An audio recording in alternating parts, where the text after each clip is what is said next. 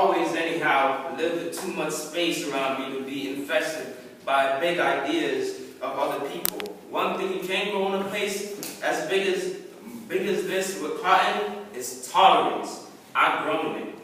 Why can't exceptional friendship, real, deep, true friendship between two men be respected as something clean and decent without being thought of as it can, for God's sake.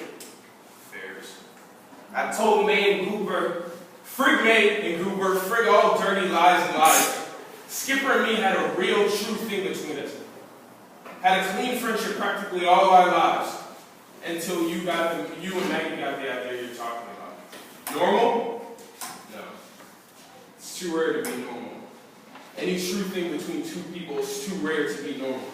Oh, once in a while he put his hand on my shoulder, or I put mine on his. Oh, maybe even when we were touring the country in pro football, we'd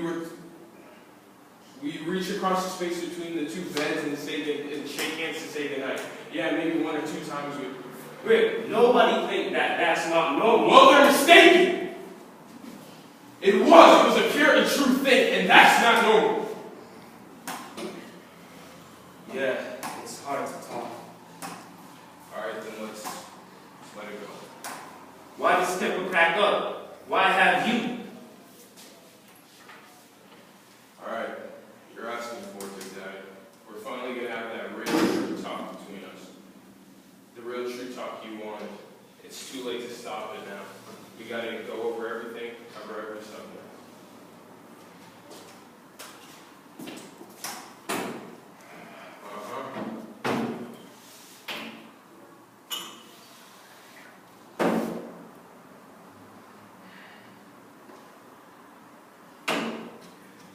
Maggie declared that Skipper and I went into pro football after we left Ole Miss because we were too scared to grow up.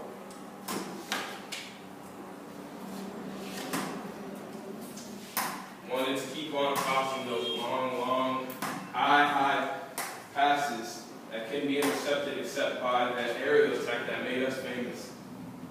And so we did. We kept it up for one season. That aerial attack. We held it high. Yeah, but that summer, Maggie laid down the law to me.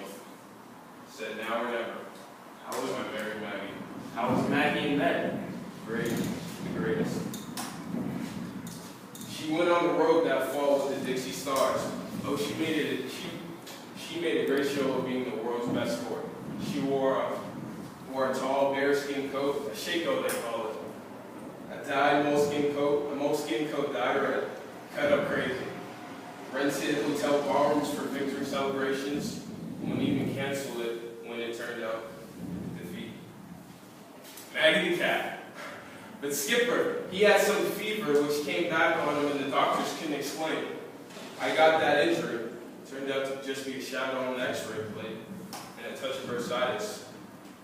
I lay in the hospital bed, watched our games on TV, saw Maggie on the bench next to Skipper.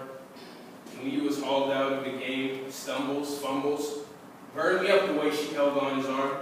You know, I think that Maggie had always felt sort of left out because me and Skipper, she and we never got closer than two cats on a fence humping.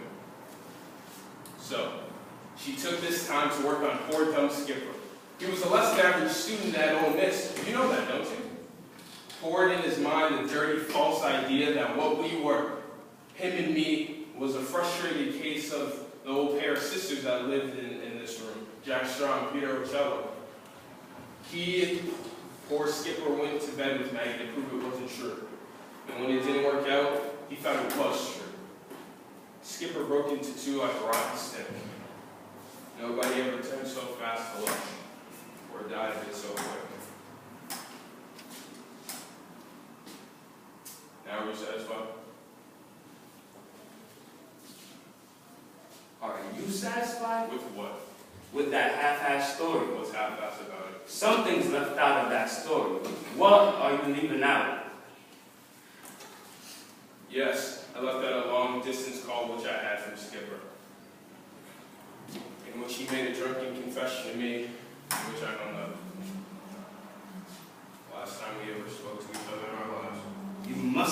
something to him before you hung up. What can I say to him? Something, anything. Nothing. Nothing, you just hung up? Just hung up. Uh-huh.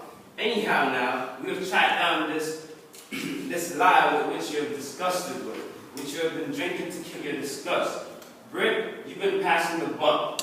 This disgust with mendacity is disgust with yourself.